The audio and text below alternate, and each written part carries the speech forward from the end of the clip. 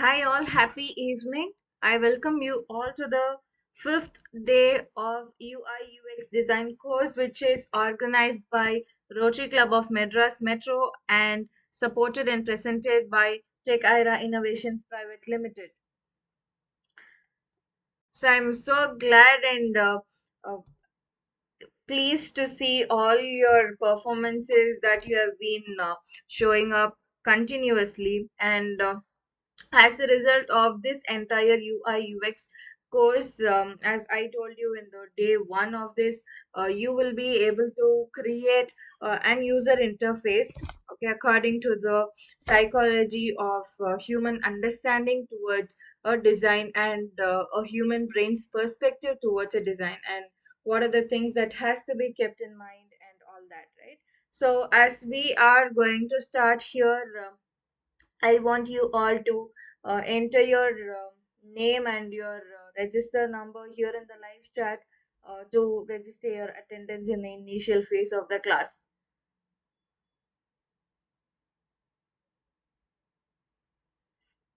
Yes. So as you guys do that, so since this is the fifth day of UI UX design, I think you all might have got some kind of understanding towards using Figma, towards using UI tool, which is the Figma again, and you know how to deal with shapes, how to deal with the effects of it and all that, right? So the basics of the tool.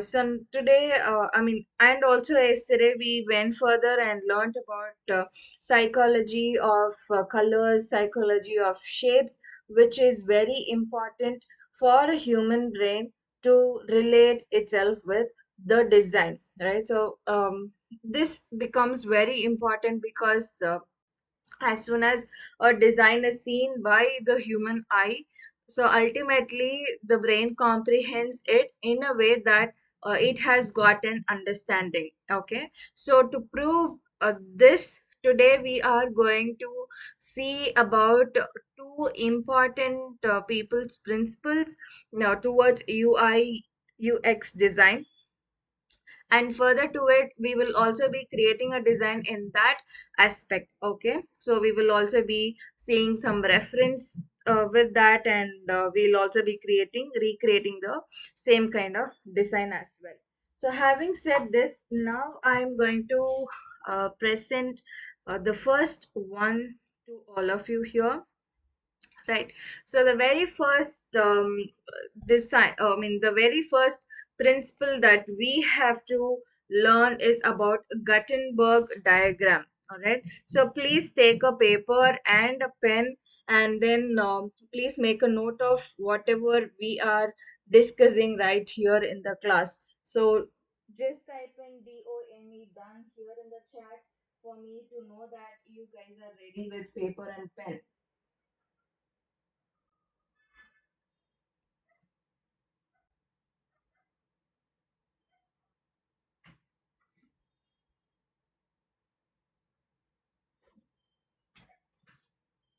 Yes, I guess it is enough sending your names and register number. So our team has noted down your count. Now it is the time for you all to listen a bit towards the principles that you should know when it comes to UI UX design. So just take a paper and a pen and then type in DONE here in the chat.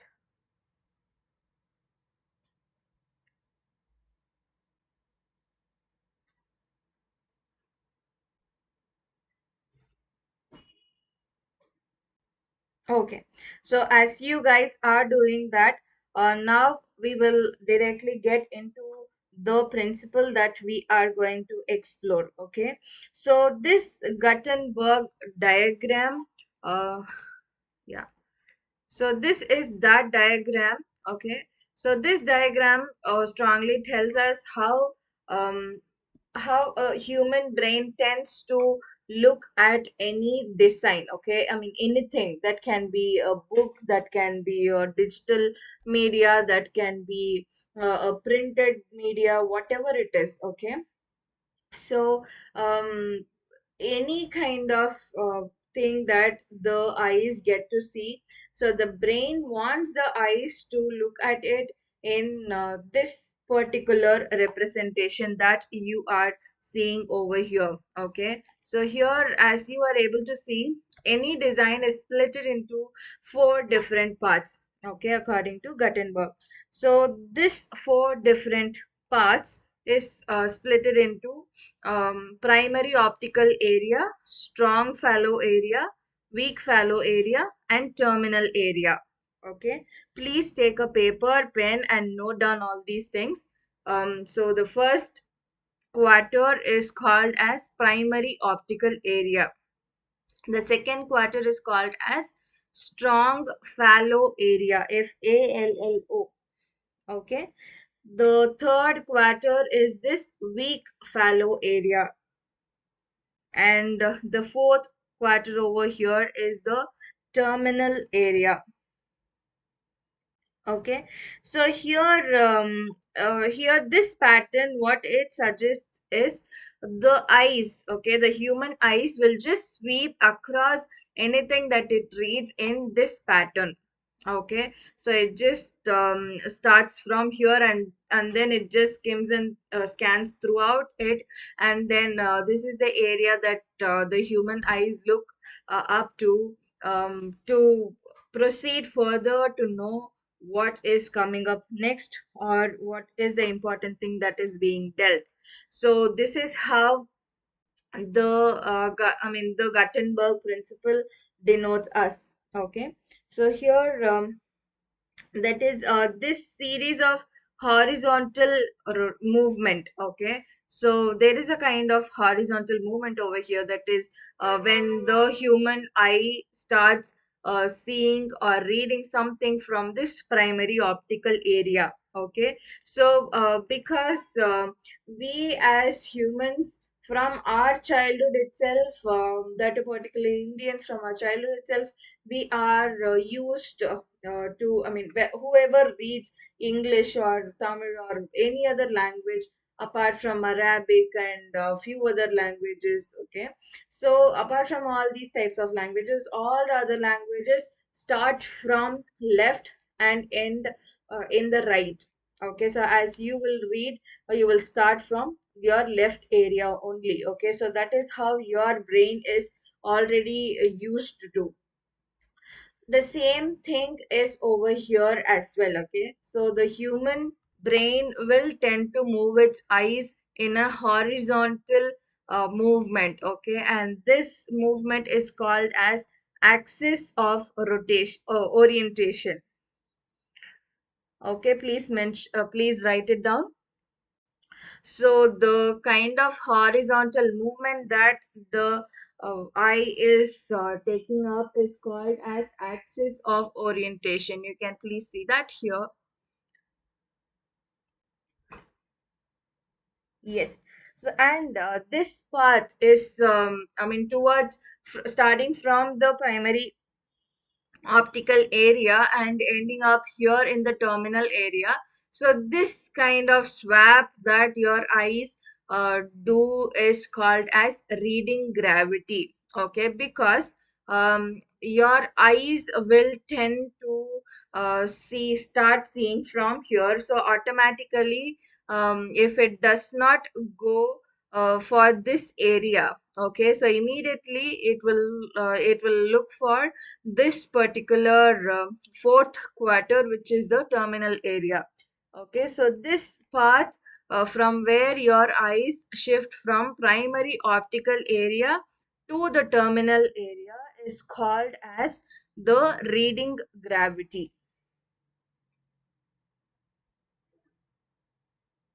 Okay, so here when we discuss about Gutenberg diagram, so whichever languages start from left and right, so it is this aspect. Okay, so this first quarter is primary optical area, second is strong fallow area, third is weak fallow area, and fourth is terminal area. Okay, so if a language starts from right and ends in left, it is actually the vice versa of what we are able to see here. Okay, so it just starts from over there. This will be the primary optical area, and this will be the strong fallow area, and then third quarter will be the weak fallow area, and fourth quarter will be the terminal area. If a language starts from right and ends in left, so this is the type of practice that the human eye will undergo. So this is how Gutenberg diagram is explained in a precise way. Okay. So now moving further, we also have few other patterns in which the human eye tends to see a design. Okay, see or perceive a design. Okay, so the very first and the most widely used pattern is the Z pattern. Okay, so this is called as Z pattern layout. So let me know if you are not able to get something, or if you are not able to note anything down. Just ping here in the live chat so that I can repeat it once more. So the very first pattern that we are going to see here is the Z pattern layout. Okay, so this Z pattern layout is also called as reverse S pattern. Okay, so I'll also type it over here. So this is called as Z pattern layout. Okay, also called as reverse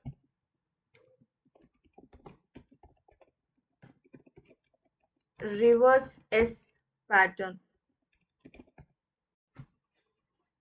Okay, so here this Z pattern over here is that I mean, when we see this Gutenberg diagram and then this Z pattern layout, the one main difference is that what this Z pattern layout tells us is a human brain will tend to see something from left. Okay, then it will not directly look uh, to this, I mean, look into this fourth corner. It will tend to move its eyes horizontally towards the second corner, and then it will bring the brain will make the eye to go through the third one. Then finally, the fourth corner comes up. So this is how Z pattern layout is described. Okay, so here whatever designs or whatever we see, you will be able to relate this Z pattern with the design or with anything that you learn. So your eye just skims and scans through this pattern with whatever it gets to see. So if you remember it, or if you are able to relate with it, you will know what is this Z pattern. Okay, so mostly the most widely used kind of designs that we have today follows this Z pattern, wherein our eyes start seeing things from this first left corner, and then it goes to the second right corner, and then third it comes down to the third left corner, and then fourth it goes to the terminal point that we saw here in the Gutenberg diagram. Okay, so over here what we learned was, even though the movement of the eye is horizontal, but still the reading gravity will be this, because once a user sees this primary optical area, the user will automatically tend to see the terminal area. Okay, but here it tells that even though that can be relatable, but still the human brain tends to move its eyes in this aspect of Z. Okay, so this is the Z pattern layout. The second thing is the uh, zigzag pattern. Okay, so zigzag pattern is a bit extended movement of the Z pattern that we have here. Okay, if you just closely take a look of this is Z pattern, you will be able to relate with this zigzag pattern. So it's just the repeated pattern of Z. Okay. So here this zigzag pattern is just referred by that name just because the kind of movement that the human eye moves is this zigzag.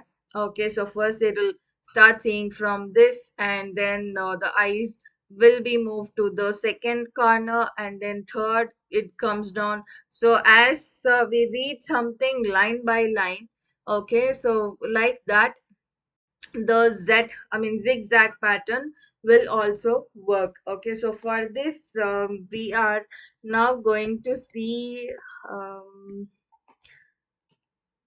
uh, yeah, I'll just show you an example. Okay, so here I'm going to show you bad UI. So here, if you closely observe, I'll just show you an image which is similar to this.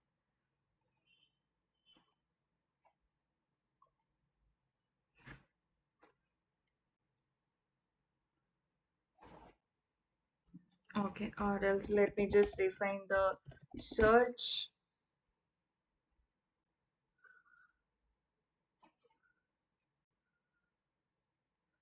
Yeah. So here, we'll just open this particular design which says, which is the design of on a t-shirt. Okay, so the t-shirt over here tells don't worry, be happy. Okay, but this is the type of meaning that the t-shirt is trying to convey. But when we get to see it, read it line by line as this zigzag pattern, we read it as don't be happy, worry. Okay, so this is how our brain tends to comprehend something if we are writing that way. Okay, so I'm also looking for a few other fails wherein I can show you how things work.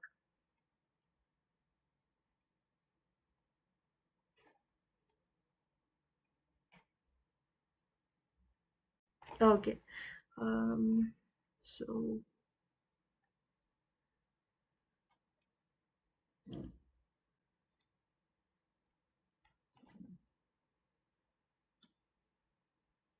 okay, what else do we have? Okay, so with that, I will just stop this example as of now. Then I will show you few other things which are the kind of design fails that are happening. Okay. Yes, so now I will be back to the the zigzag pattern that we were seeing. Okay, so a few times in few situations it is that we get to see things in a zigzag pattern. Okay, like just line by line we get to see them. So this is how zigzag pattern works. Okay. So next to this zigzag pattern, what we are going to see about is this golden triangle pattern. Okay. So here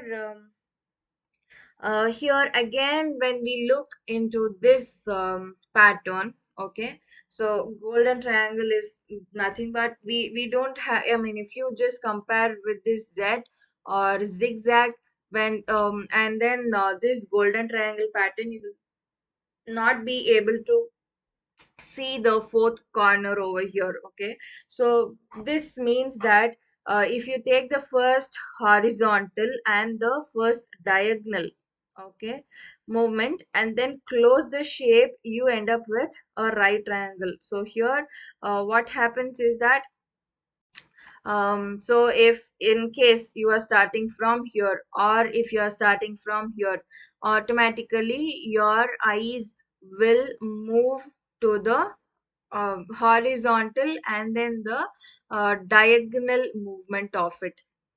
Okay, so it's like a triangle. So if you start from here, you get to see it's horizontal and then it's diagonal.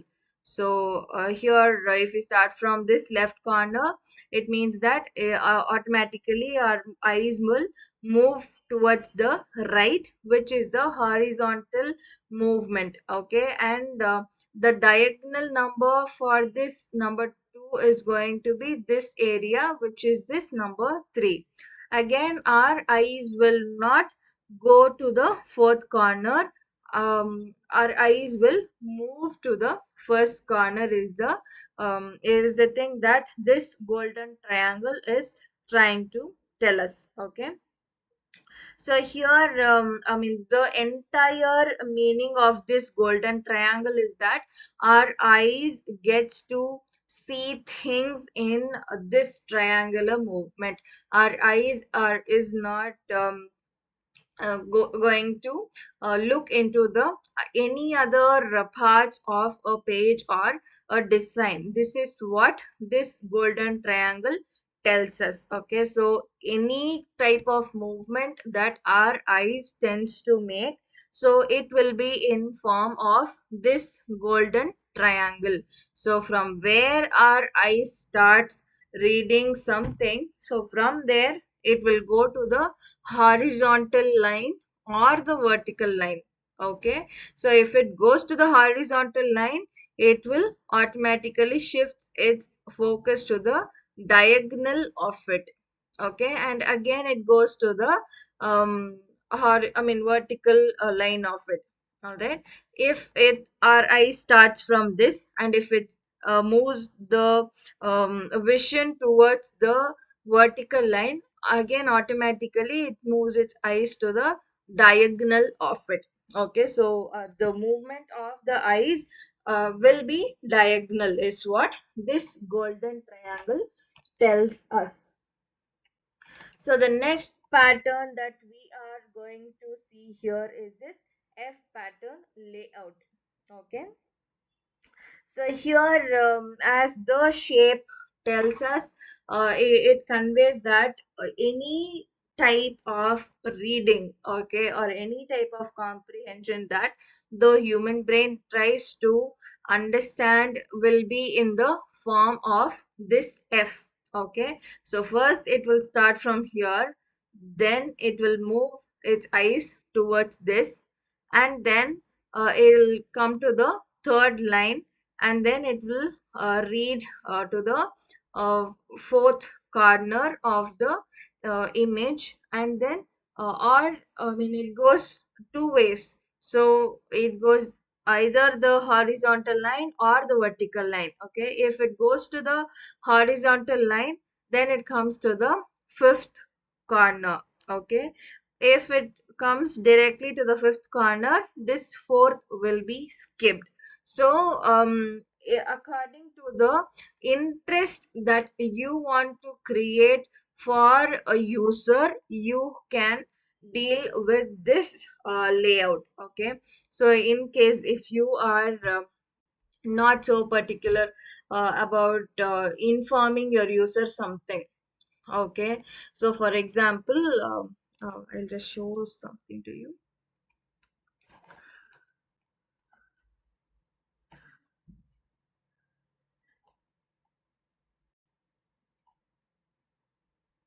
Okay.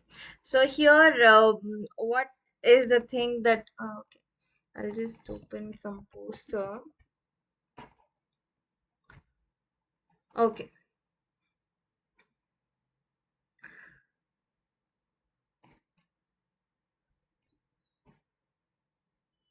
Now here we have this poster, okay, which is for Black Friday sale. Okay. So in this poster, if you check well, okay, everything that comes up is over here in the left.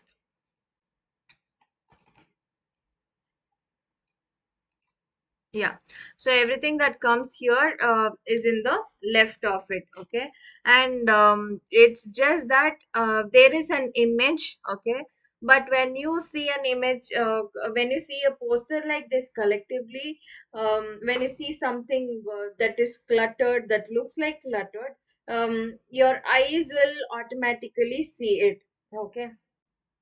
For in this thing, whatever information you want to give your user, you will be giving it over here alone. Okay, your user will tend to see this, but your user will not tend to see this portion every single time that they look at this area. Okay, so again, I'll show this example over here, I mean this F pattern, and then I'll just compare it with that example that we were seeing there. So all the important information will be given over here in the one area of it, okay. And then if the user wishes, they can just look at this area according to the complexity of the information or according to the importance of the information, okay. So this can be done. So the same thing if you see here, it's just that all the details, okay, what is it about, and what are you going to be benefited with, and when it is happening. So every detail of it is given here in the same horizontal line, I mean vertical line, okay. But over here it's just the logo, and then there is one wide image which covers the entire portion of this. Okay, so here the user tends to see, visualize things in that sort of F pattern layout, wherein the user can look into these areas if they wish, or they can just skip and go to the next lines. Okay, so this is the entire idea of it. Okay, so this is how F pattern layout works. All right.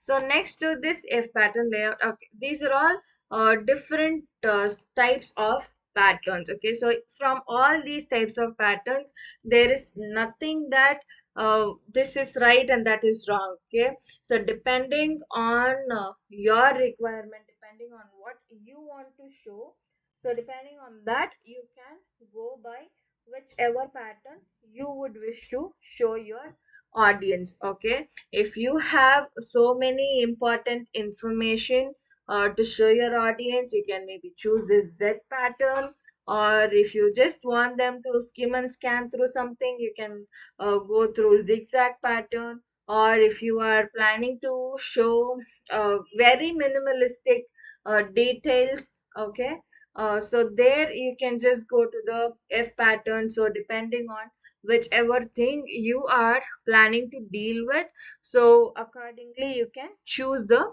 pattern of design. Okay, so please type here understood or something if you have understood all these types of different pattern and as well as Gutenberg diagram.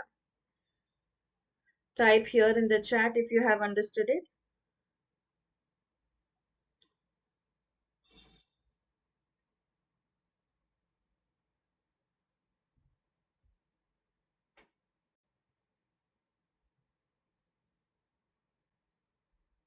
Or if you haven't understood something, you can also please raise up a question so that I can answer you the same.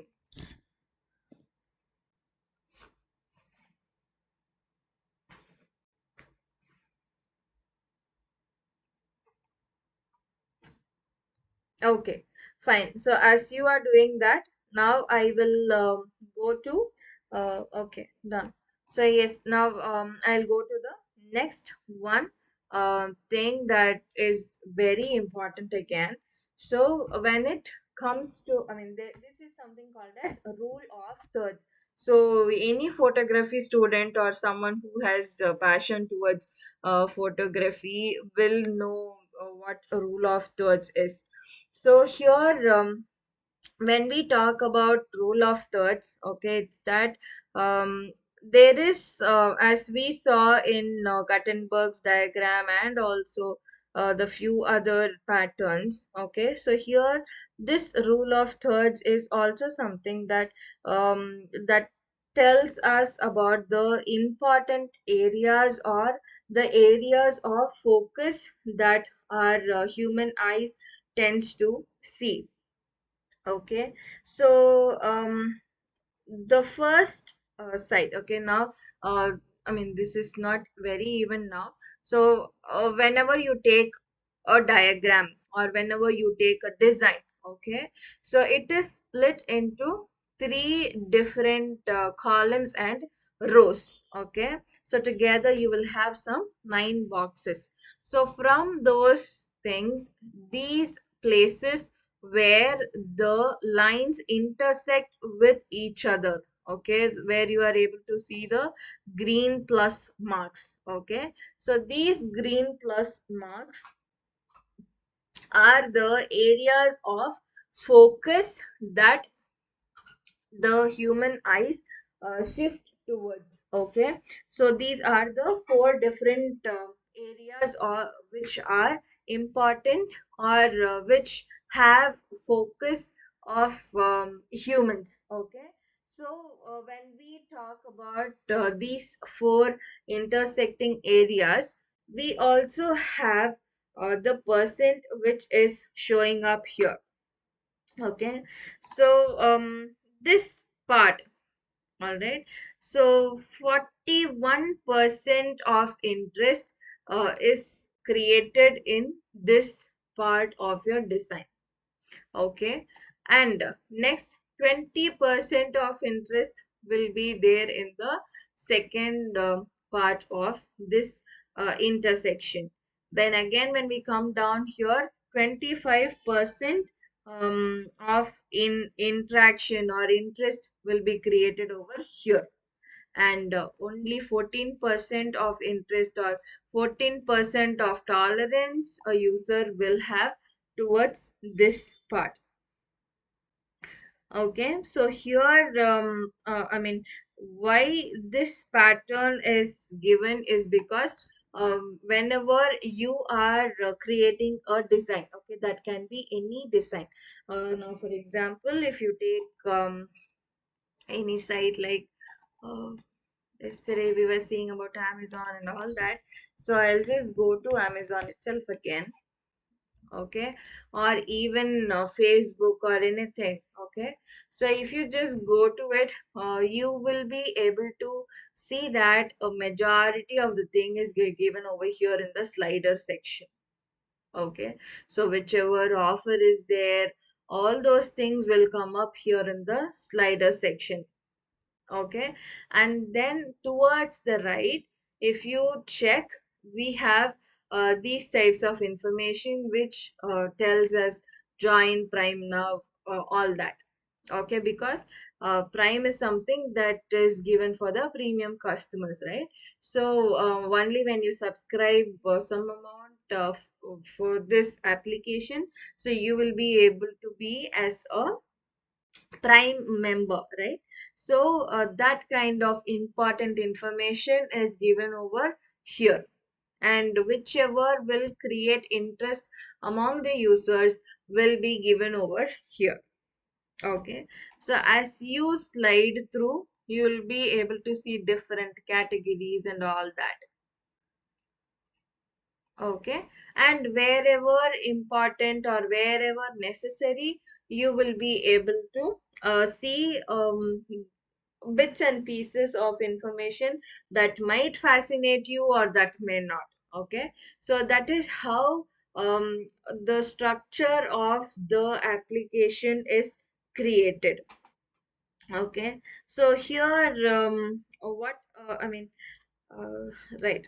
So now, as that we have got to know the rule of thirds, okay. So what you guys have to remember is whenever a user looks into a page, okay. So this is the kind of approach that the user will have towards reading that. All right, so you have to give information according to these areas wherein if the interest is very less over there, you have to bring in some things that really will fascinate the user. Okay, so in that case, it is obviously the offers.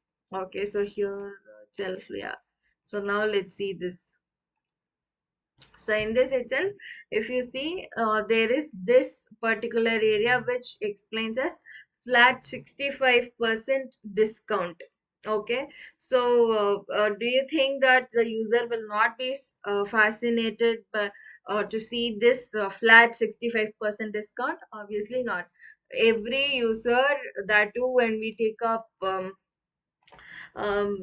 yeah, offers, it grabs a special kind of attention towards the product or whichever store it is, right? So that is how you can create interest among users to convey them something that will really fascinate them. So this is how a rule of third works.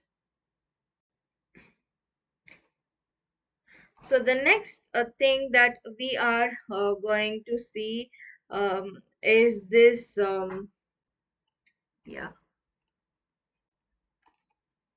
here we have something which is called a Z pattern layout again. I mean zigzag pattern layout again. Okay, so what is being discussed is that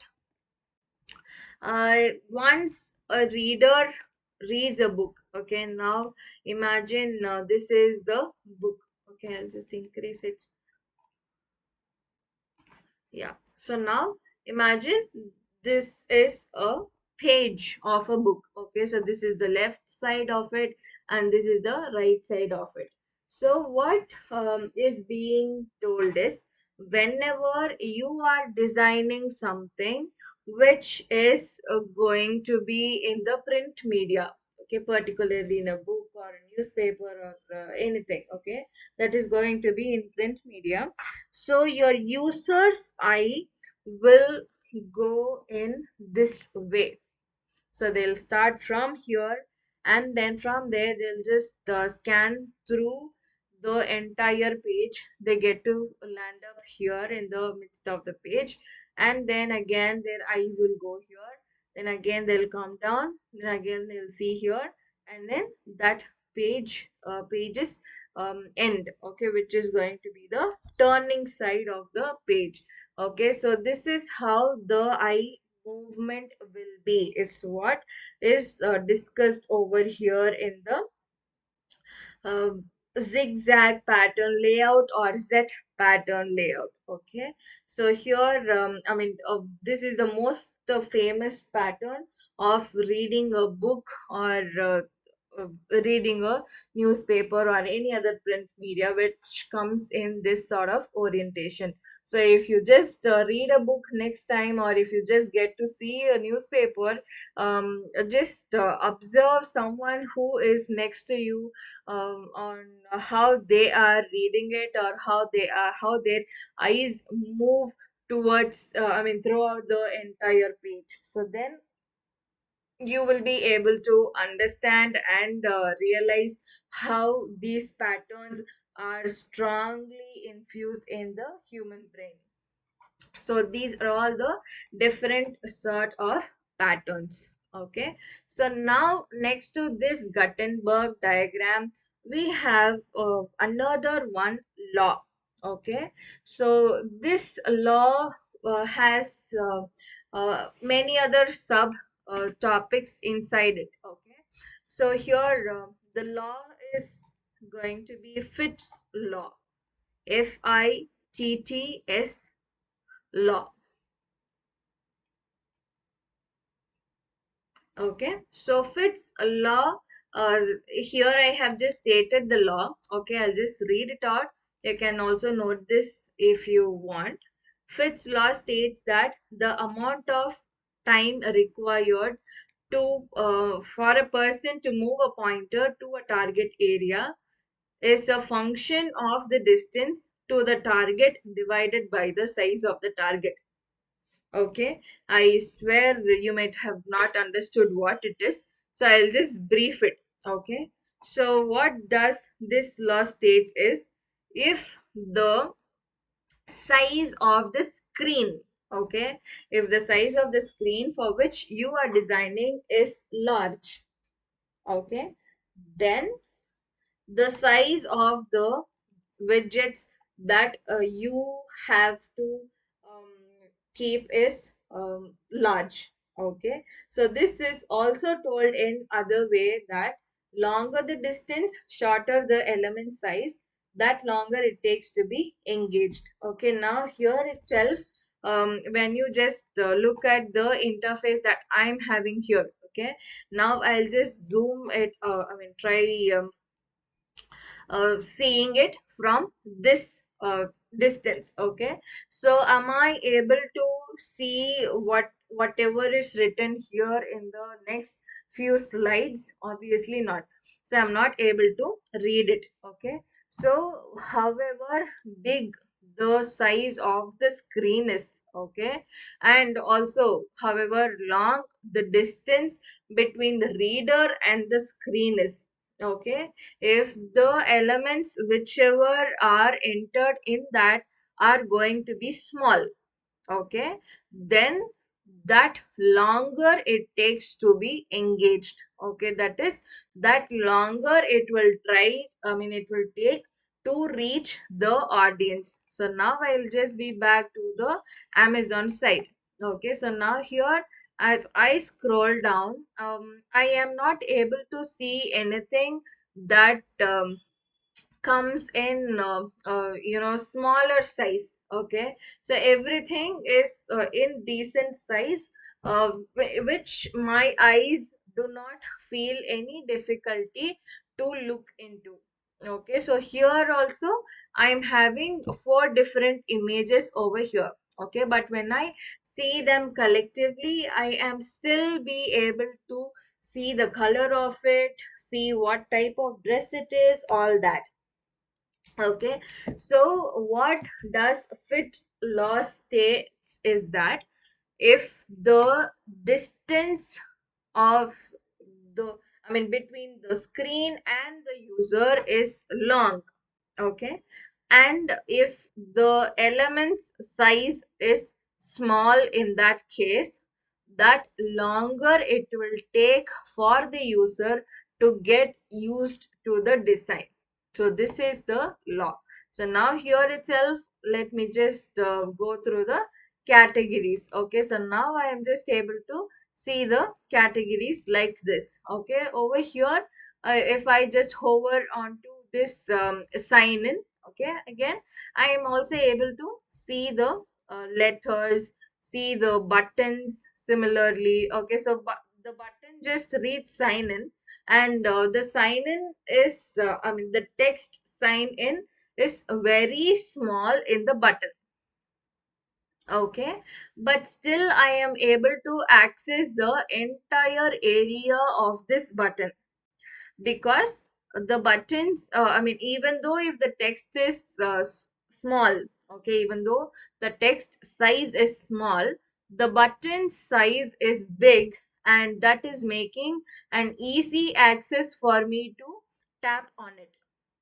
Okay, so I have not I needn't have to worry, or I needn't have to be concerned about using this particular button just because it appears small.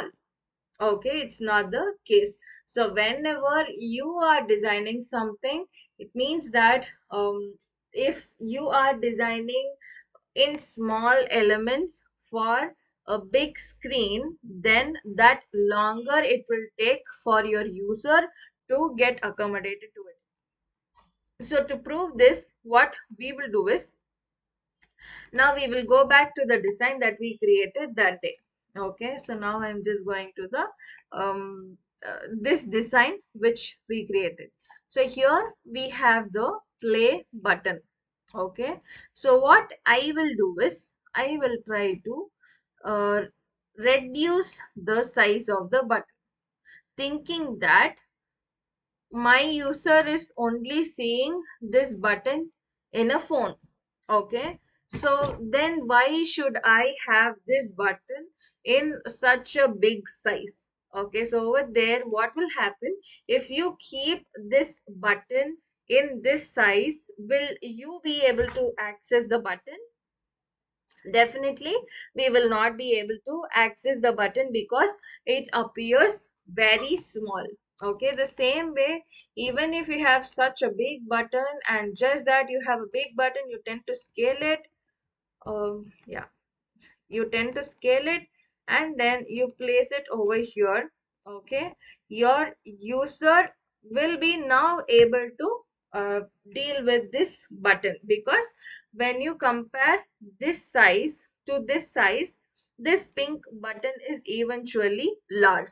Okay, so there your user needn't have to search where he or she is. Okay, so in at this point of time, I like to show you Candy Crush's level scene.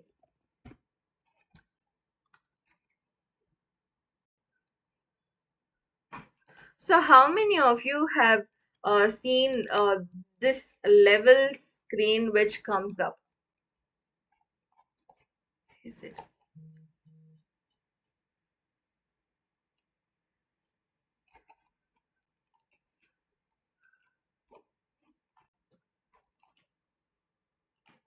Yeah.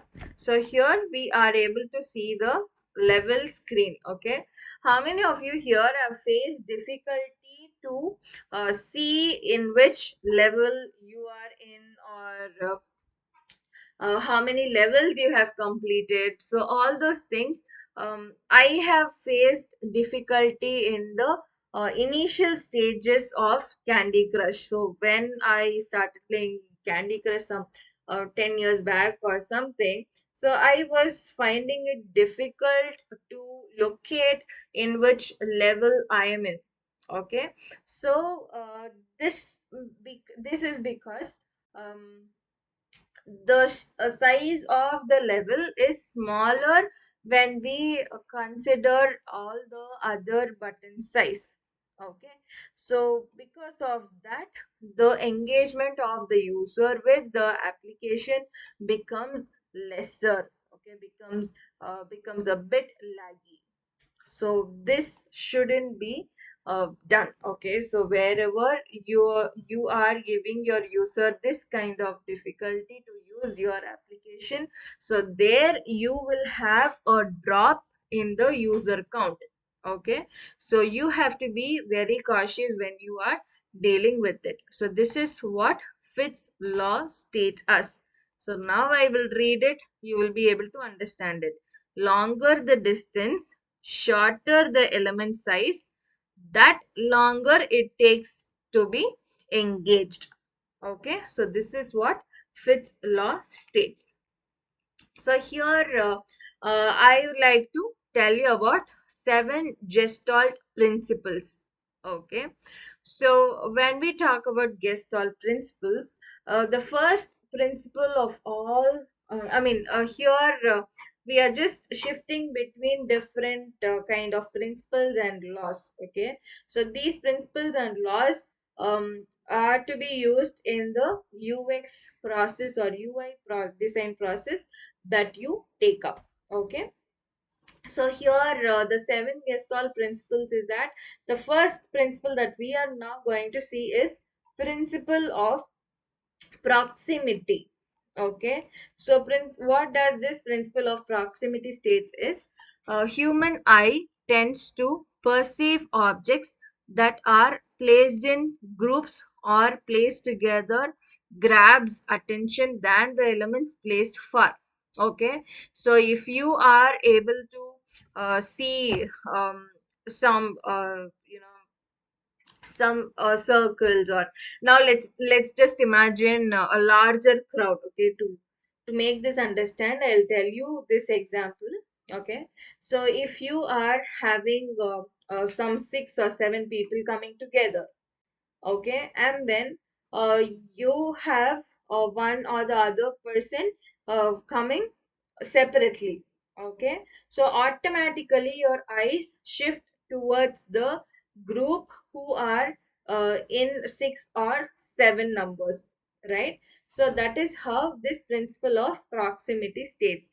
Human eye, what it tends to perceive objects that are placed in groups or placed together, grabs attention than the elements placed far.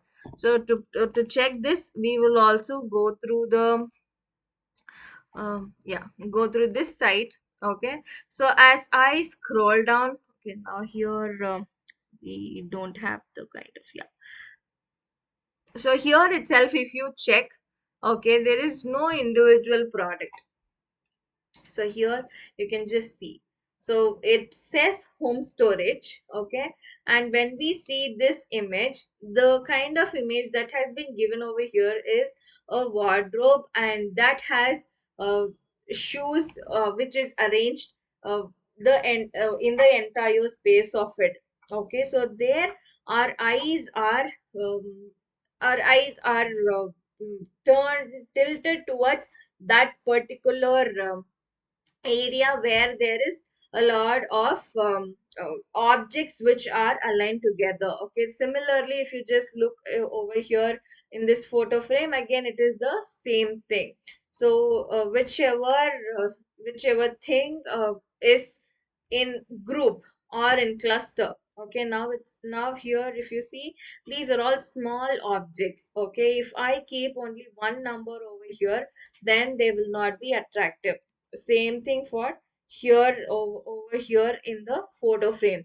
So if I just keep a photo frame which is smaller in size, we will not shift our eyes towards it. Okay, so this is what principle of proximity tells us. So human eyes tends to see or perceive images which are grouped together than the objects which are aligned far. Okay, so this is principle of proximity. Please note it down and keep. The second thing that we are going to see is principle of similarity. Okay, so here principle of similarity is human eye tends to link similar elements within a composition. So here itself, when we see in this example image, we get to see only shapes which are similar. Okay, there is no shape which is apart from the two shapes given over here. Okay, so one is the circle, another one is the hexagon, which is aligned here, right? So whenever we tend to design something, this principle of similarity has to be taken care of. Now I will show you where this principle of similarity reflects in a user interface. Now if I just scroll through the entire page of Amazon, okay, you guys are going to now type over here of which is the shape you are able to see maximum in the entire page of Amazon. Type it here in the chat. Which is the shape that you are able to see maximum in the Amazon site?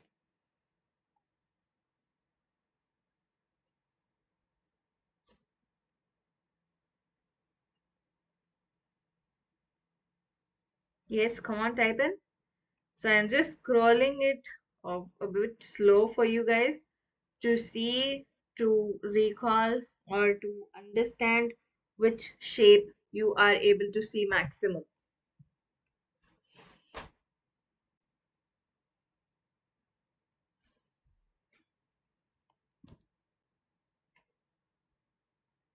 Any, okay. Kamya has said it's square. Yes. So as Kamya has said over here, it can be a square or it can be a rectangle, but it takes up the shape of a square or rectangle, which doesn't have any curve. Okay, so even if there is a curved corner, okay, now that we know Figma, I can talk about the rounded edges. Okay, so here we have the rounded edges for our buttons, right? So if we just go through this Amazon site, there is no rounded edges too. Okay, it's just the sharp square that is there throughout the entire page. So this is the principle of similarity. That is, whatever or however kind of design you create, since that there are a lot of shapes, you shouldn't be bringing in those many different sort of shapes. You have to be very particular in one shape or two shapes, and you have to maintain them throughout the entire application or the entire design. Okay, so to prove this, you can also go to Swiggy. Okay, if you have Swiggy in your phone, you can just go to Swiggy application, and in Swiggy, if you could see, all the restaurants or the thumbnails of the restaurants will be given in square, no matter what is the size of, what is the shape of the image which is inside that square, doesn't matter.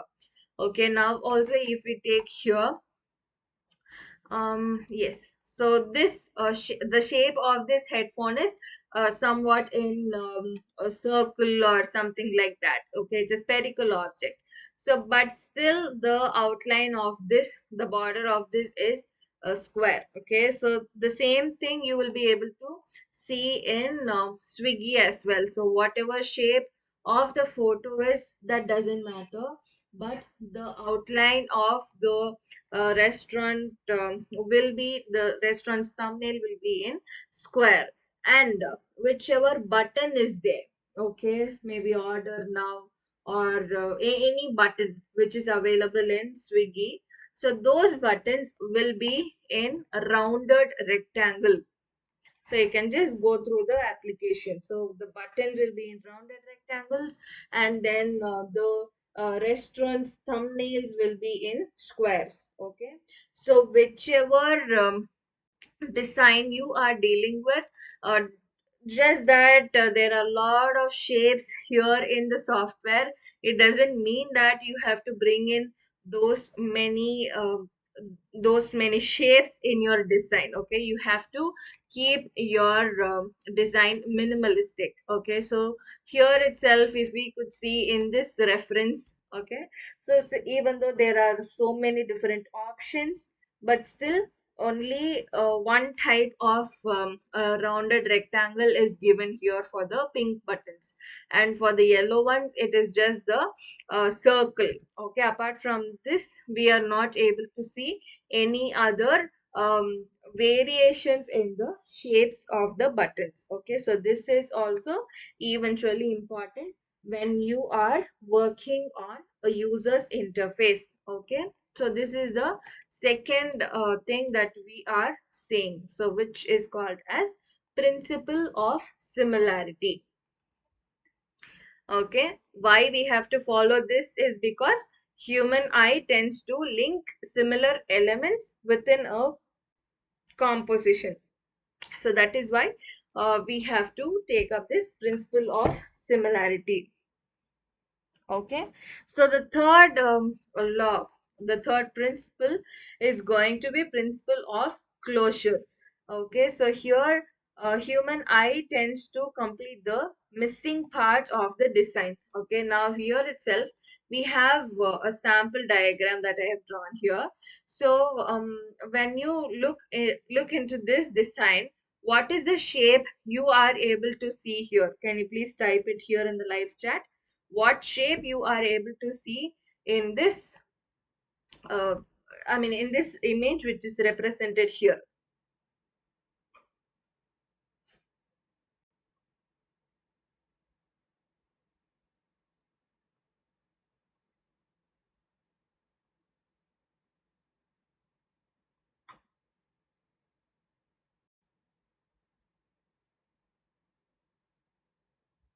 Yes, I am expecting for your answers.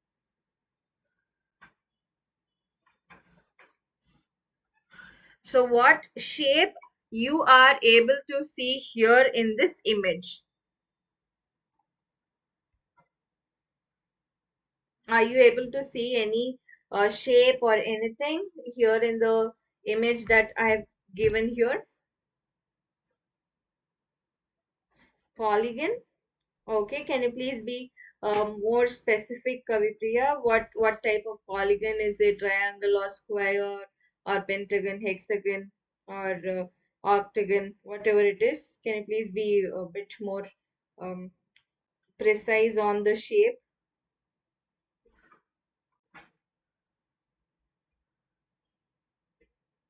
It is polygon, but what type of polygon it is? Okay, hexagon. Yes. So as I mean here when we just see, I have just drawn circles, okay, which are cut a half.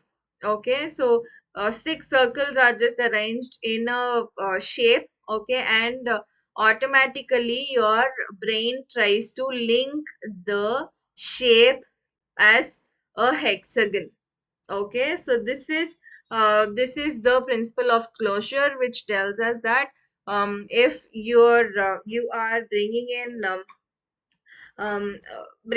one design, okay, your brain tends to fix that image, fix that entire design by manually, I mean by automatically filling in the shapes. Okay, so this is the actual law of I mean principle of closure. Okay, so now I just when I displayed this, I just displayed you circles which are cut in half, but automatically here you guys have typed the answers like this is a shape of um a polygon, and this is the shape of a hexagon. So this is how the human brain comprehends the design. Okay, so this also you have to keep in mind.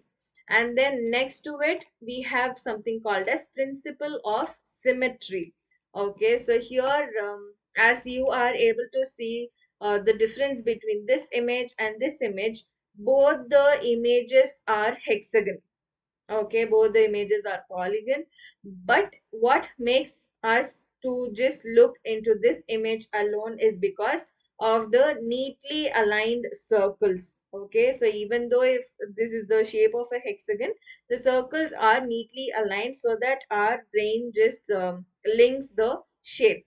Here, even though if we are able to closely, when we observe, even though if we are able to realize or just recognize that this is the shape of a hexagon, we will not be able to look into this um, prominently. Okay, because of the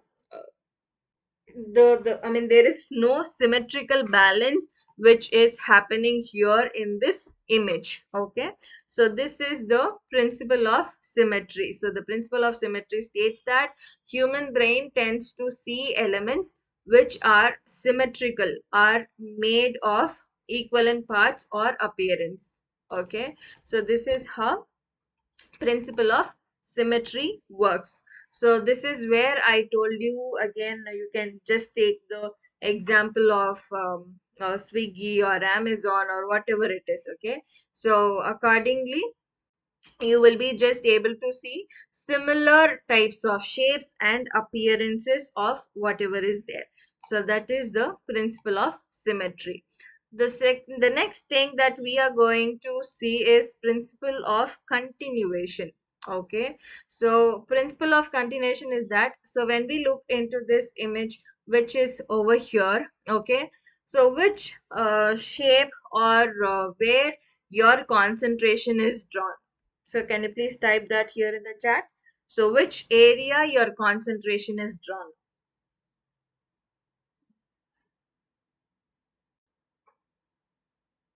So when we talk about this particular thing, I'd like to show you this game.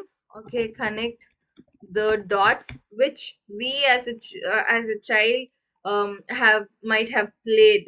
Okay, so here when we have this kind of representation, and then when numbers are given, okay, so there what we will do is our eyes will automatically follow the kind of line that we are creating, right? So here we have 7, 8, 9, 10, 11, 12, 13, 14, 15, 16, 17, 18, 19, 20, and again from here we have from 21 till 38. Okay, so our eyes will automatically, okay, now itself I'll just show you what I did it here. I'll just show, I'm just waiting for the image to load. Yeah, so now when I just see the dots which are over here, okay, my eyes followed through the line, okay, but I skipped these two numbers which are 30 and 31. I just came through this and I just came over here, okay. So, this principle of continuation states that the human eyes tends to see something or follow something which has a linear movement, okay, which has a continuous path, okay, but it will not tend to see something so proximately that are arranged in a distance or in a dotted line. Okay, so here to let you know what is this. Now let's say we are creating an instruction panel. Okay, so over there I am just drawing an arrow mark, let's say. Okay, so now here what I am doing is I'll just give none. Okay, so here I am just going to give it a dash.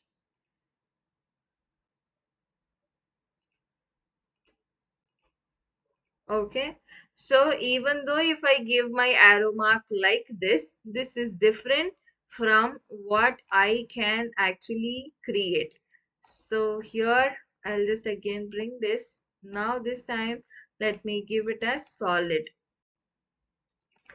Okay, so your eye, okay, here the size is big. Yeah. So here, when we look into this dashed dotted line, and then this line which has one whole dash, okay. So the difference is there, right? So our eyes tend to see this one thing very clearly more than this one. Okay, it's because the continuity in the path. Okay, so that is the principle of continuation. Human eye tends to follow a continuous path irrespective of shape, size, space, color. Okay, so here itself there are different types of, I mean, there are different colors which are there, but still our eyes follow the linear path which is here than the other things which are scattered over here. Okay, this is the principle of continuation. Okay, so next thing that we are going to see is principle of figure ground. So here, what I mean, here figure is one and ground is the other. Okay, figure in the sense it is the subject, okay, which is in focus, and the ground is the background. Okay, so here, what I mean, I have displayed one image over here. Can you please type here in the live chat on what are you able to see here? What are you able to witness in this image? Whatever you are able to see, however, I mean, whatever perception you have, please type that here in the live chat.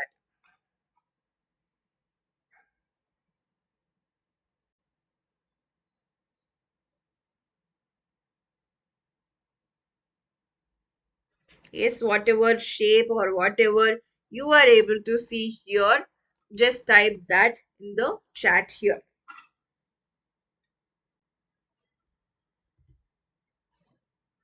Yes, I'll give you 5 counts. Within that, just type in whatever you are able to see. Okay, Anita has said two people are facing each other. Okay, good. Anyone else?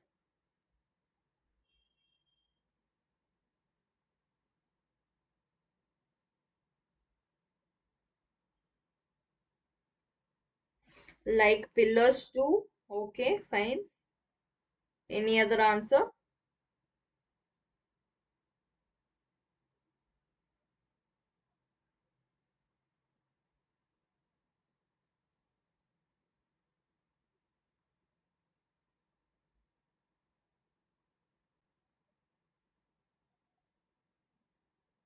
Okay, anyone else willing to give your answer?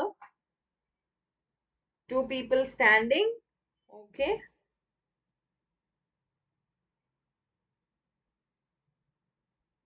Two boys facing each other. Okay, fine. Now I'll tell you what is this figure ground. Okay, so when we see this, thanks for the amazing answer, guys. So here now I'm going to explain you about this. So here when we ideally see the black one that we are able to see here is the background, and these white things which seem like pillars are the actual subjects. Okay, so when we take a look at it collectively, the background and the figure, okay, which is the subject over here, that is the white coins, are merged and they give us a different perspective of two people facing each other. Okay, but the actual subject over here is that the white coins, which coins or pillars or whatever it is, are placed in front, and the black one over here is the background. Okay, so this is the principle of figure ground. So designs are differentiated by perception of figure and the background of the design. Okay, so whenever you are bringing in a design, you have to see in all the aspects. Okay, so here we'll just take a look into the what is it? Uh, Design fails or something.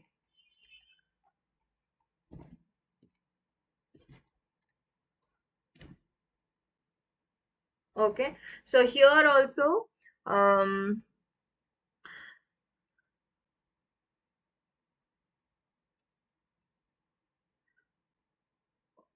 okay, um, I'm just seeing which one I can, yeah.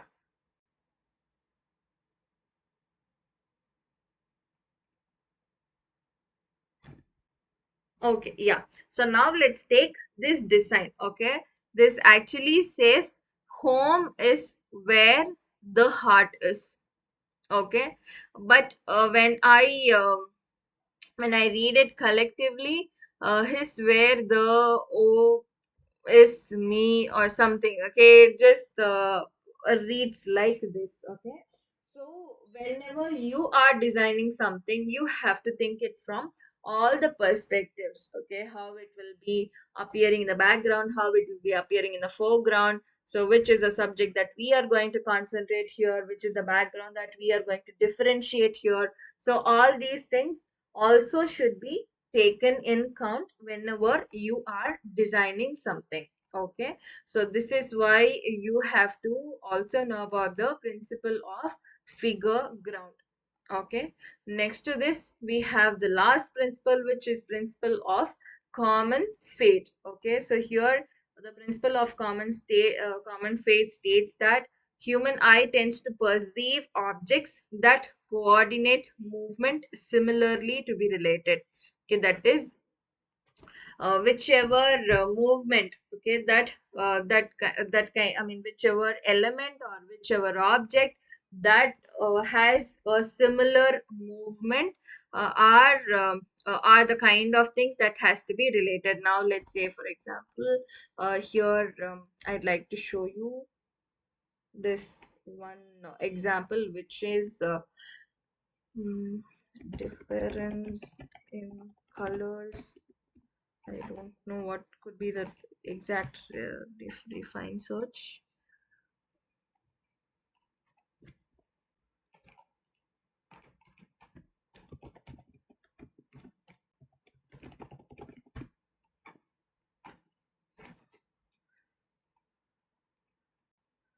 Okay, let me just uh, go through it.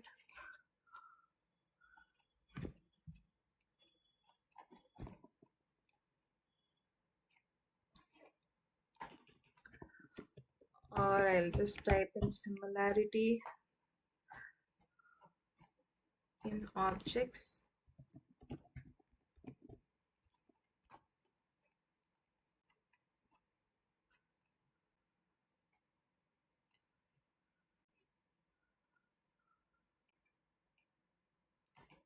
Okay, I'm just searching for the exact one that I can show you. So I don't know how many of you have noticed the picture here. Yeah. So we have this diagram. Okay. So here we have different colors. Okay. Now I'll just open it.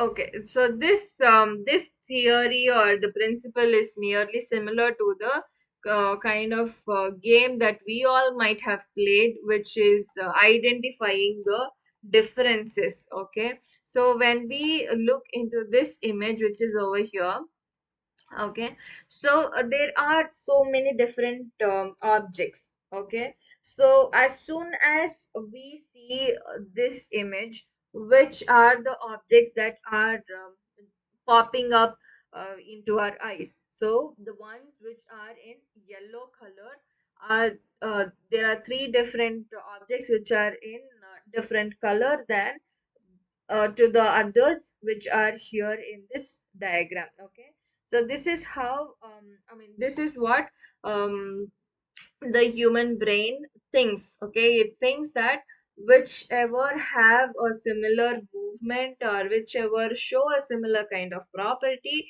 those things are the ones to be related. So now when we see over here, there are a lot of green objects which are shown up, but there are just three different yellow objects which are here. Okay, so automatically our mind switches to the yellow objects which are shared over here, and automatically we differentiate that. Okay, when it comes to this image, yellow color things are belong to one group, and green color belongs to the other group. So this is the kind of uh, comprehension that we are able to make when it comes to this particular diagram, right? So this is what principle of common fate also states. So that is, the objects that coordinate movement similarly are the ones which are related. So this is what the human brain's understanding towards objects which share a common representation or common structure. Okay, so these are all the different principles of Gestalt. Okay, so I hope you understood what is Gestalt principles, how Fitts law applies, and how Gutenberg diagram helps us benefit in our uh, designs that we create. So if you have understood all these things, please type in understood here in the live chat, or if you have any doubt, you can also please type it out. So once you guys answer for this, we will then go look into a poster, how Gutenberg's theory or Gestalt principles or Fitts law, so whatever is it, um so how it impacts in a design. So we'll just go through that and see. So if you have any doubt or any kind of thing that you have to share, or if everything is clear for you, you can just type in the same.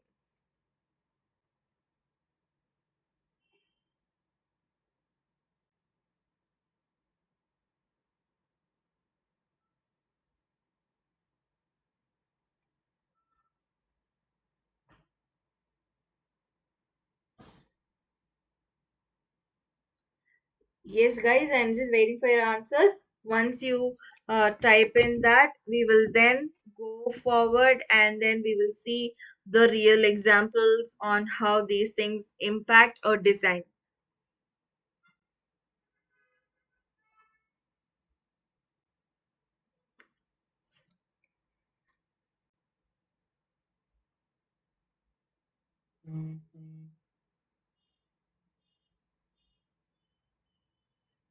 Yes, superb. So now what we are going to do is we are going to witness witness a poster. Okay, so I'll just open it over here. Yeah. So this is the poster. Okay. So as you are able to look into this poster, what is the thing that comes into your mind?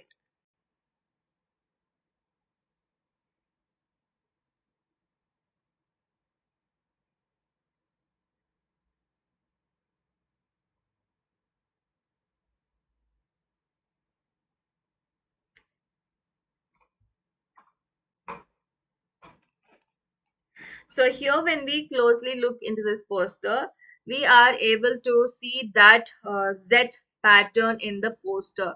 So initially our eyes start reading this poster from this left corner.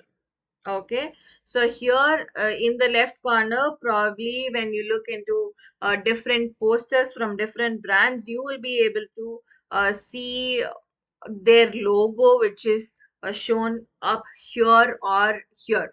Okay, and the second, I mean, as we shift our eyes towards the right corner, here we are able to see that.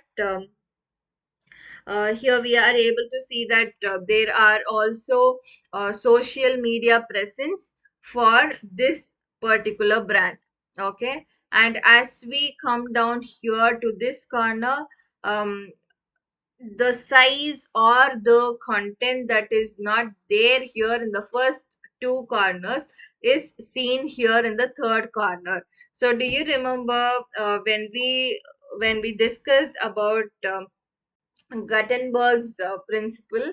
So over there, we saw that this quarter is the weak fallow area. Okay, so in this weak fallow area, if you are not infusing some difference in the entire poster, the user will not be able to read. I mean, the user will not be willing to see what is there in it. Okay, so that is why when you take a closer look into this particular poster, the one that is here in the third quarter, which is the weak fallow area, is given with bigger font and then followed by a few content. Okay, that is there, and as we read this and exit our eyes, here it states sale up to 80%. Okay, so this is how Z pattern impacts a design. Okay, so whichever you think is important, whichever you think is required, so that information or that significance that you have to bring in a design that you create. Okay, it is not just for a poster or a banner, it also is there for any kind of user interface that you create. Okay, so now having said this, I'd like to teach you one more important concept when it comes to UI design. Okay, so I have taught you about creating a user interface, right? So I'll just close all these things. So I have taught you about creating user interface, how to deal with colors, what is the color psychology that we can deal with, what is the what's the typography that we can have, or how shapes impact a design. So all these things I have taught you. But there is one important process that you have to follow before creating the colors. Okay, so it is the process of wireframing. Okay, when I taught you about difference between UI and UX, might have showed you an image, so I'll just display the image again over here. So when we when we take up UI UX as a process, so this is how this is what the precise explanation of what is UI and UX. So when we discuss about UX here, okay, we are able to see the interface, okay, but we are not able to see it with colors or with any type of details. Okay, it just tells us what is the structure of the design, which is expected to be. Okay, so that is the mere thing we are able to see it here. Okay, so when we take it in that way, this process is called as wireframing. Okay, I'll just write it over here. So I'll just delete off all these things, and yeah, I'll delete this one as well. Yes. So now I am having this slide which is showing up here. Okay. So this process is called as wireframing, as I was telling you. So now what we are going to do is we are going to plan our application. Okay. So how our interface is going to be, which is going to come where, uh, the profile picture should be shown in which area. Okay, so all these types of planning we are going to decide. Okay, so now let's take for the next 30 minutes you guys are going to help me out with this. Okay, so be interactive over here. So I'm not very sure I can even take this interaction part as your activity, and depending on that also we can certify you. Okay, so be active over here in the live chat. So now the use cases, we are going to create an applications interface for a clothing store. Okay, so this is the use case. We are going to merely create an application for a clothing store. All right, and the application is going to be on a for a mobile. It's not for a desktop, it's for a mobile. Okay, so what are the things that we are going to we should be having in that? So you have to type here in the chat. So what's the first thing when it comes to application? Okay, so what's the first thing that I can have in the interface? Okay, so for that, what I'll do is I'll delete off this frame. I'll bring in a phone's frame. Okay, for that I am taking up Instagram story. Okay, now this is the frame of a phone. Okay, so which means that this is going to be our applications interface that we are going to create. Okay, so here the first okay, now the use case is going to be the application that we are going to create for a clothing store. So what's the first thing? First a few things that we are going to have. So here I have the answer of location. Okay, so location is one primary option. Other than location, what's the first thing that we have to have? You can also please refer to any other app if you have in your phone. So you can just refer and let me know about the same. So we will also take up this location as an answer. Now here, before I enter in location, so what are the other basic things that I should show up in an application that is going to be for a clothing store?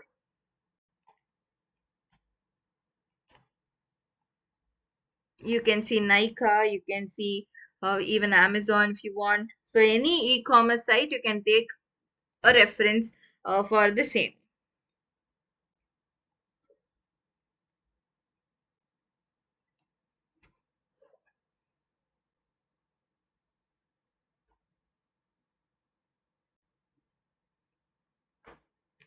So what's the first option that I should be having?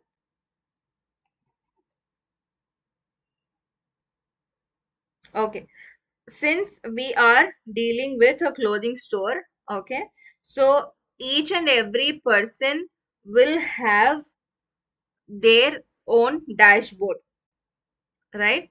So here in Amazon and all there, we call it as cart. Yes or no? So every person will have their own cart, which is also called as dashboard. So to create a cart, what should we have? What option should we have? Should we give? Okay, cloth varieties is there, but my question is, if you are going to give an option of having a cart for a user, what is the first option that you should be showing up there?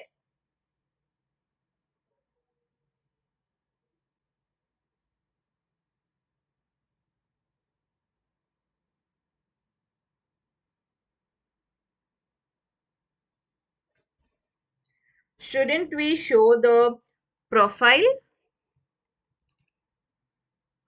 So the first thing that a user should have is their profile. Yes, customer ID. So that is what I told as profile. Okay. So we are going to display the profile here. Let's say for example. Okay. So now once we have displayed the profile, okay, we have to also show their location. Okay. So here we are going to show their location. So now to differentiate this, what I'm going to do is I am just going to fill in this shape with an image. Okay. So and then I'm just going to bring this girl's image there.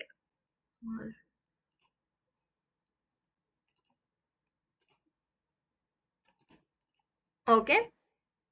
So here I have mentioned the profile of a person. Okay, and then here it is going to be the location. Okay, so in order to make it look like a location, I'm just dragging things like this here. So as we created the location icon, I'm just doing the same thing over here as well. Okay, and then let me make it smaller. Okay, next to this, we also have to add cart. Okay, so now what we are doing is as we keep on adding options on top, okay, so logically when for a user who is used to reading English or any other language which starts from left, okay, if we keep the profile icon here, it might be difficult. Okay, so for that what we are doing is we are moving the profile icon over here. Okay, if not, we have to give the how many of you have noticed this hamburger menu? Some three options, I mean some three lines will be given. So this is called as hamburger menu. Okay, so I'll just show it for you.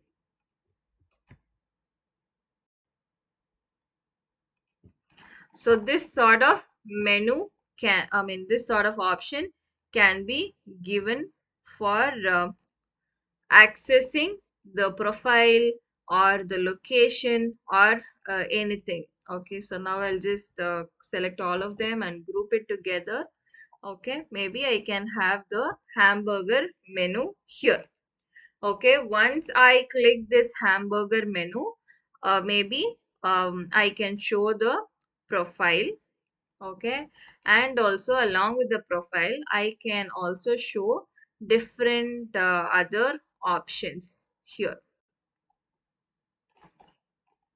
Okay, so for that what I'm doing is I'm just bringing in rounded rectangles, and then I am just fixing it here. Let me send it to the back. Okay, so as I click this hamburger menu, I am telling my system that there has to be a profile showing up. Okay, and their location.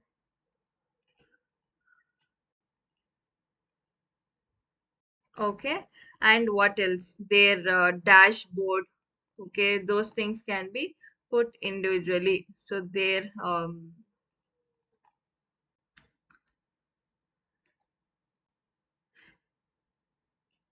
maybe I can give it as a bigger rectangle over here. As of now, I'm not taking any reference. I'm just doing it. Okay, so I can just bring in this thing, and then I can say that there has to be few options showing up over here.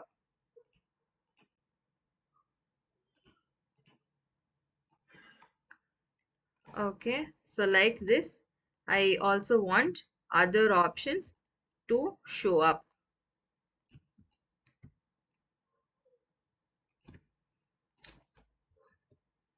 Okay, and then I will also mention like how many options I want, or what are the types of options I want to be shown. Okay, so once this hamburger menu is clicked, the another option has to be shown. Another pop-up screen has to be shown, and then on that there should be a profile image and their location and their other types of information, which includes their cart or dashboard or feedback or any other thing that is specified only for this user. Okay, so now I will define this as screen 1. Okay, now I'll just write it as screen 1.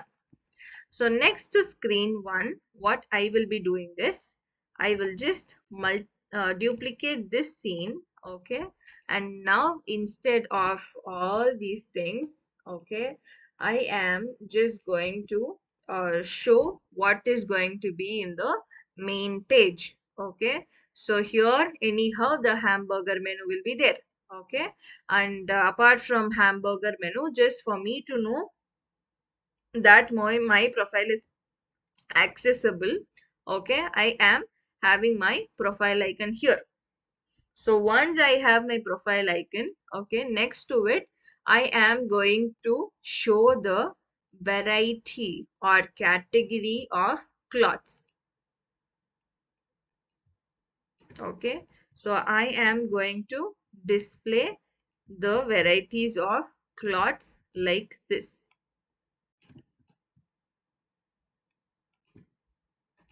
Okay, then once I click any cloth from this, okay, then I should be brought to the third screen.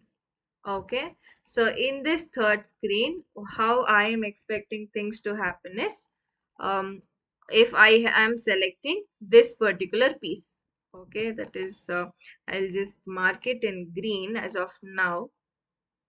Okay, so if I am selecting this green box, okay, so here what I'll be seeing is, after I have selected it, I will be displayed with the exact big picture of the product. Okay, and then underneath it, I will want to see different color options of the same product. So for that, I am going to give the menu like this. Okay, but what I am going to do is, I am not going to display all the colors over here. So for that, I am going to give it um, just give it a kind of arrow mark.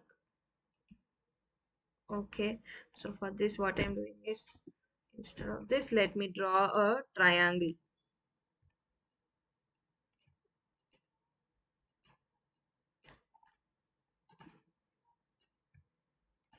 Okay, so drawing a triangle, let me fix it like this. Okay, so I will just color this triangle.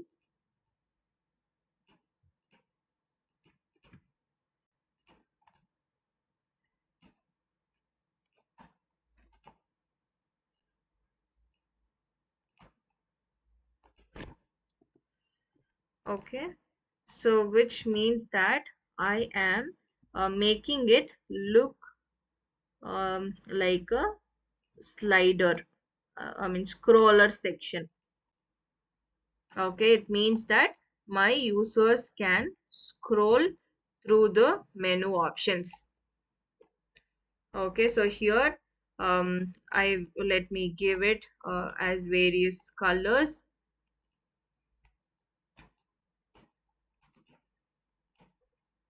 Okay, so like this, I'll be displaying different sort of colors.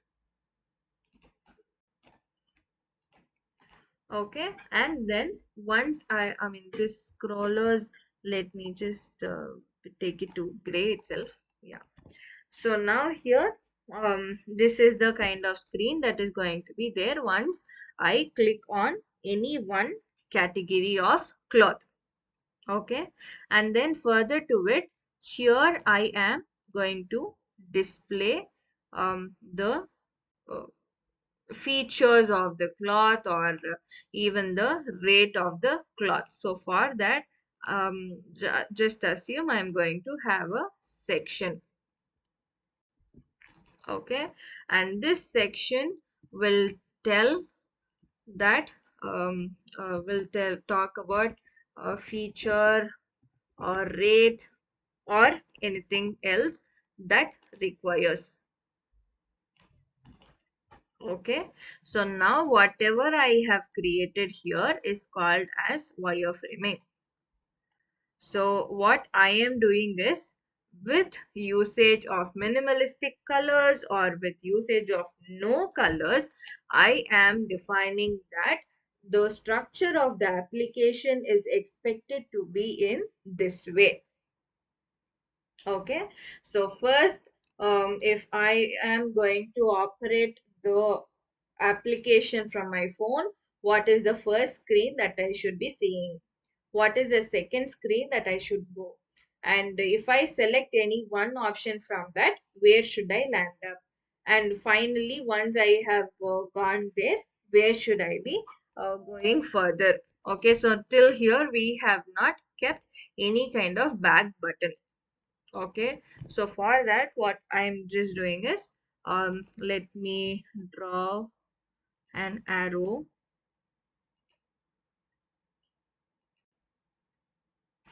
Okay, and then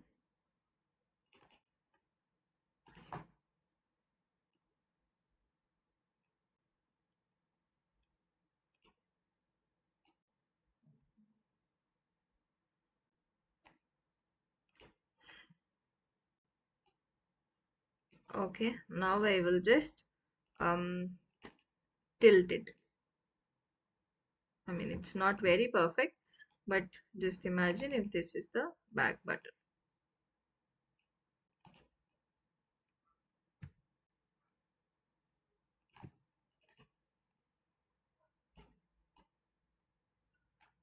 Okay, so there will be a back button over here, so that the user will be able to go back to the screen which the user was previously accessing.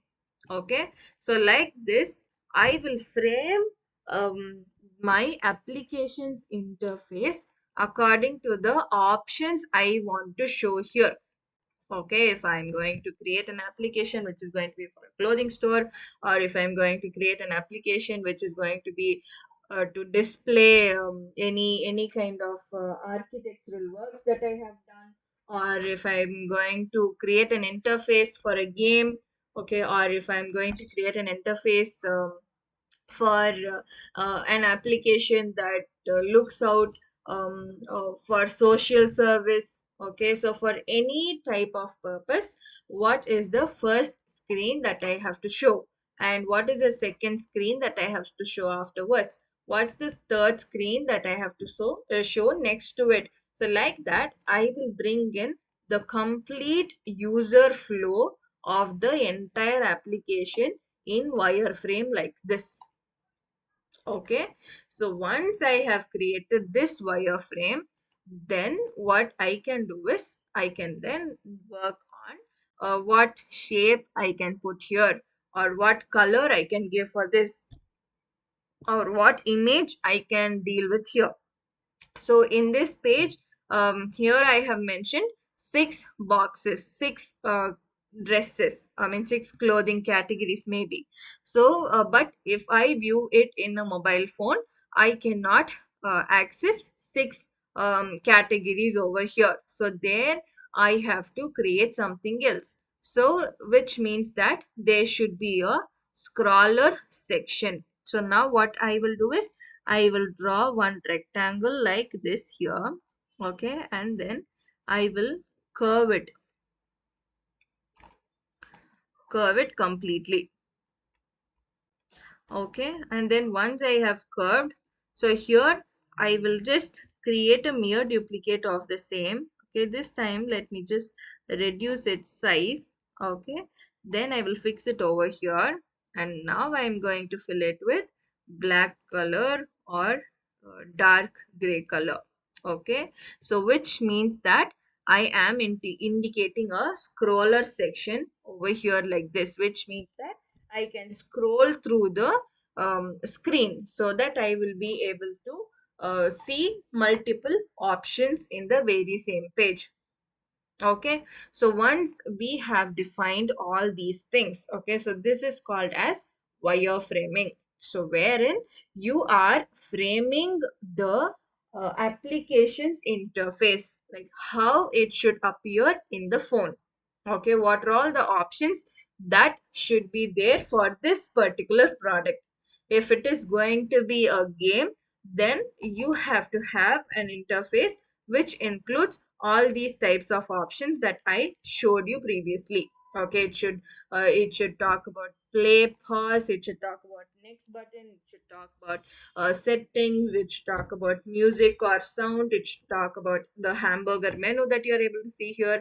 It should contain the different level of achievements that the user is going to have. It should talk about replay, it should talk about the shop that you have, shop or the store that you have in the game. So all these types of options should be there for a game.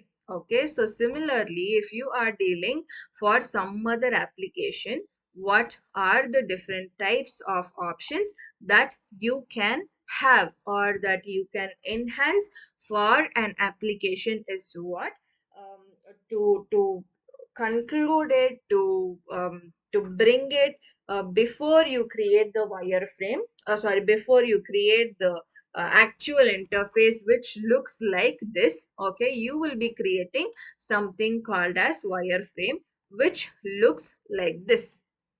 Okay, now once you have done that, what you will be doing is you will be going here to the prototype tab, which is here. Okay, here in prototype, what you will be doing is you will link between the options. Okay, now for example, if I am clicking on the hamburger menu. Okay, so this is the thing that should show up. Then if I click on the profile, or if I click on this profile over here, then also it should take me to this particular place. Okay, so then it should show me this screen. If I click on this item, then it should take me to this screen. Okay, so like this, I will click and I will make it thing. Okay, so now if I give this flow, okay, load my applications interface. Okay, so if I click here, then this is what I should be seeing. Okay, so here,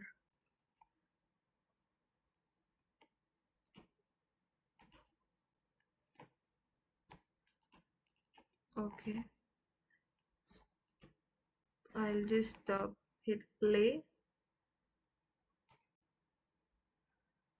Okay, so did you see that? I'll play again. So I'll hit on play. So here I have the second screen. Okay, now I'm going to click on this one. So as soon as I click on that, I am led to the next page of the application. So this is how I can link and show which is the application. I mean, what is the flow of the application that I should be having. Okay, so apart from this, once you have done this wireframe, then you have to start working in. Okay, now here we have the options showing up. Okay, so will it be good if the options are going to be continuous like this, or should we adjust the number of options, or should we give what kind of background we can give for this? Okay, so for all these things, then you will be working. Now going back to the design tab. Okay, now again, here I have put white color background. Okay, so will it be good if I give it a gray background? Okay, so this is going to be the screen. So what kind of background can I give? Can I give solid color or a gradient color? So if I'm going to give a gradient color, so what are the kind of colors that I can give for it? So can it be something like this, or whether it has to be light or anything? Okay, so like that, you have to frame your user interface, which will finally look like this. Okay, so you will start from this, which is called as wireframing, and you will go up to this, which is called as user interface creation. So this user interface creation, we have seen all these 4 days wherein we spoke about what kind of color theme we can go for.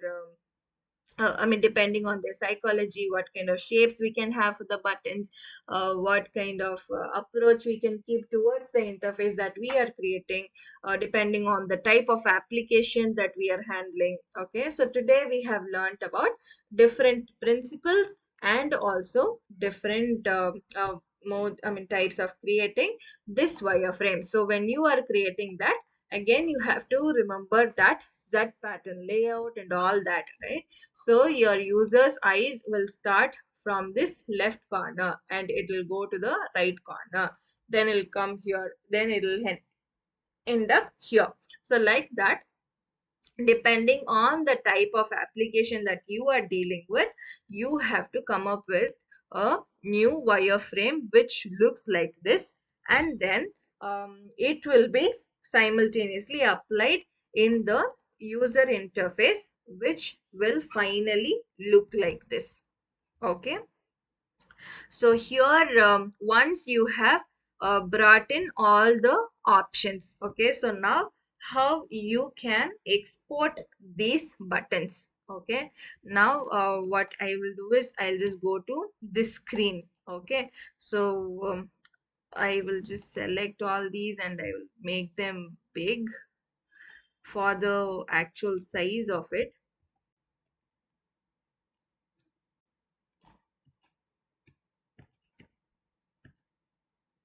Yes, so this is the actual size of my button. So similarly, I will also increase the size of this button. Okay. Now what we will be learning is how to export these buttons to get them as individual PNGs. Okay. So which comes without a background. Okay. So to do that, I am selecting these. Okay, and then let me go scroll down to this section which shows design. Okay, there I am going to hit this plus. Okay, once I hit this plus, let me leave it off as PNG. Okay, because PNG only will give me the icons without the background. Okay, or else your icons will come with a white background. Okay, to show that what I'm doing is I am just selecting everything first. Okay, so as I see here, it shows export 5 layers. Okay, which means that all these five different components that we made and we place them together act as five different objects. Okay, but it should not be like that. So to group them all together, I am just selecting in the entire flow of the button, and then I am either I can right click and then give group selection, or I can just give the shortcut which is Control G. Okay, so once I have given this Control G, everything is grouped into one group. Okay, now if I see this export, it will show as export group 3. Okay, now when I hit preview, so this is how my button will look like. Okay, so here I am first going to keep it as PNG. Okay, and then I will export and show. Now what I'm just doing is export group 3. As soon as I give that export button, the group 3 is exported as an image. Okay, so now I am opening that. So this is how my play button looks like. Okay, now again I will go here. Now this time I will again select the same button. So instead of PNG, I will click here and I will add JPEG. Okay, and then I will export the same group. So now when I open, can you see there is a white background in the back. You should not export your buttons with white background here in the back.